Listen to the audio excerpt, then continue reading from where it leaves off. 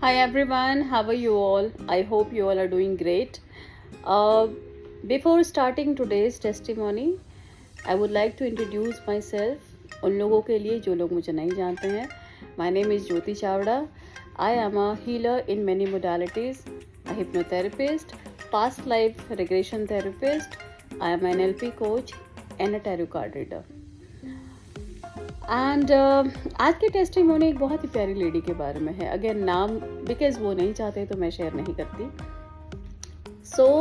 उनकी शादी पहले हो चुकी थी and she was not happy in that marriage. Unfortunately उनको वो शादी तोड़नी पड़ी एंड बहुत सारे ट्रॉमा भी थे उस शादी में उनको.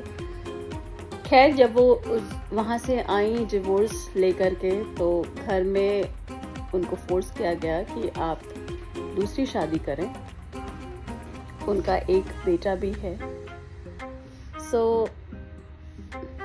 उस वक्त वो जब ये प्रोसेस चल रहा था लड़का देखना खुद के लिए, शी मेट विद द गाय.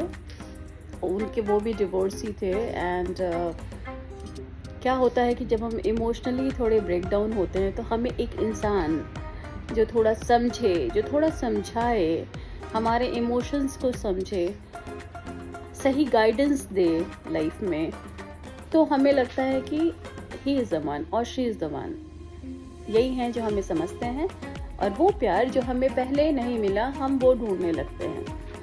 अब ये उनको इतना पसंद करने लगी कि उनको मैसेजेस करना, उनसे बात करना, बट वो इंसान अपने तरफ से बिल्कुल क्लियर थे that I have other responsibilities of my family and I don't want to marry you.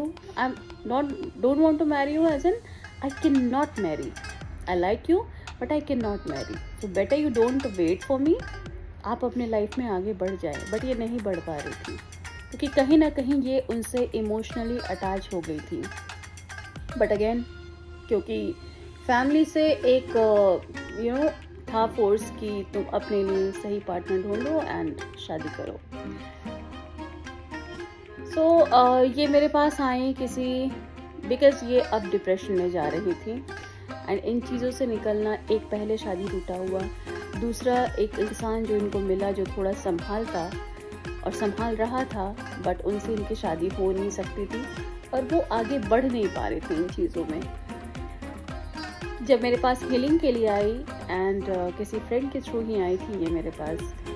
जब हीलिंग इनकी स्टार्ट की, इनसे बातें की, क्योंकि सही बात तो ये है कि हमें सही गाइडेंस की ज़रूरत होती है.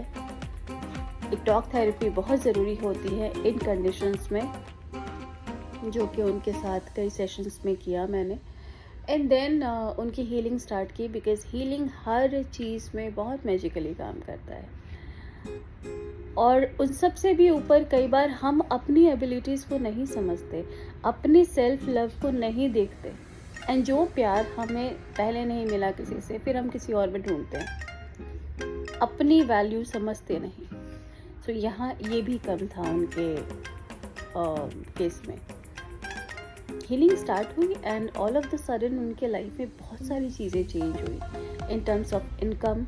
उनके इनकम भी बढ़ने लगी पहले से. बच्चे के लिए उनका सही कॉलेज वो ढूंढ रही थी, वो मिल गया. एंड सबसे बड़ी बात है कि उस इमोशनल जो एक बैगेज पहले से था, दूसरा एक जो बना के केज उन्होंने रखा था और उसमें वो खुद पैक हो गई थी क्योंकि वो चाहती थी कि ये इंसान, उनको लगता था कि सही है मेरे लिए, जो कि नहीं था. उन चीज़ों से वो बहुत जल्दी निकल पाए इस फीलिंग से. एंड जैसे ही उन चीज़ों से ये निकल पाए, she met with the right partner. Exactly वैसा ही जो वो उस इंसान में ढूंढ रही थी. ऐसा इंसान जो इनको समझने लगा, ऐसा इंसान जो इनको रिस्पेक्ट दे रहा है, लव दे रहा है. And soon they are going to Mary.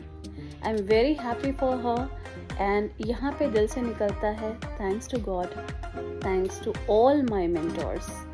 इन्होंने एक बहुत प्यारी सी टेस्टिमोनी दी है जो मैं शेयर कर रही हूँ आप लोग के साथ, वो आप ज़रूर देखें. एंड अगर आप लोग मेरे से जुड़ना चाहते हैं, definitely I will give my number, या आप मुझे DM करें, डायरेक्ट कांटेक्ट करें, मैसेज करें. I will reply you all.